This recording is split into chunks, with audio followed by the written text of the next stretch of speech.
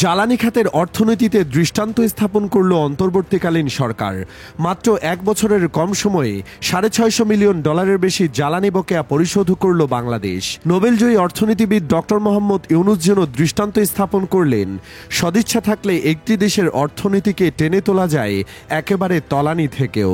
কিন্তু কিভাবে পরিশোধ করা হলো এত বিশাল অঙ্কের বকেয়া? কোনো আলাদিনের চেরাগ কি ধরা দিল সরকারের হাতে? 2024 সালের আগস্টে ছাত্র অভ্যুত্থানের মধ্য দিয়ে যখন দায়িত্ব নিল অন্তর্বর্তীকালীন সরকার, তখন এলএনজি আমদানিতে বাংলাদেশের বকেয়া $665 মিলিয়ন, যার ফলে আন্তর্জাতিক জ্বালানি বাজারে সমালোচনার মুখে পড়েছিল বাংলাদেশ। বিদ্যুৎ, জ্বালানি ও খনিজ সম্পদ মন্ত্রণালয়ের উপদেষ্টা মোহাম্মদ ফাউজুল কবির খান জানান, বিল পরিশোধে বিলম্বের কারণে শুধু ভাবমূর্তি ক্ষুণ্ণ হচ্ছিল না, বিশাল অঙ্কের জরিমানাও গুনতে হচ্ছিল।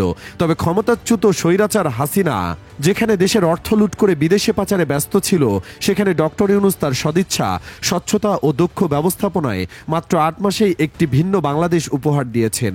মাত্র এক বছরেরও কম সময়ে জ্বালানি খাতে ঋণ কাটিয়ে উঠেছে বাংলাদেশ। $665.76 মিলিয়ন থেকে বকেয়া বিল কমিয়ে আনা হয়েছে মাত্র $10 মিলিয়ন।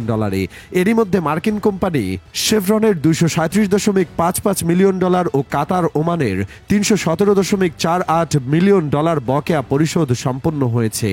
অন্তর্বর্তী সরকারের কঠোর আর্থিক শৃঙ্খলা এবং সময় উপযোগী সিদ্ধান্ত গ্রহণের ফলে সেই পরিস্থিতির আমূল পরিবর্তন ঘটেছে বলে জানান বিদ্যুৎ ও জ্বালানি উপদেষ্টা।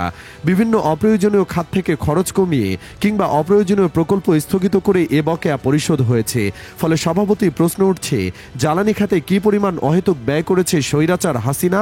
তবে বৈদেশিক ও বকেয়া পরিশোধের অন্যতম ভূমিকা রেখেছে প্রবাসীদের পাঠানো রেমিটেন্স।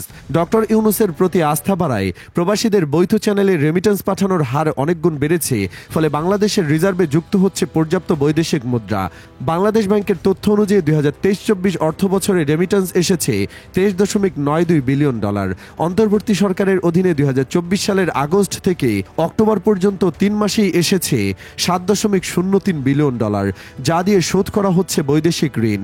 বিশ্লেষকরা মনে করছেন, ডক্টর ইউনূসের দূরদর্শী কার্যক্রম অব্যাহত থাকলে দেশের অর্থনীতি খুব দ্রুতই ঘুরে দাঁড়াবে। তলাফাটা ঝুড়ি থেকে একটা শক্ত ভিত্তির উপর দাঁড়াতে পারবে বাংলাদেশের অর্থনীতি।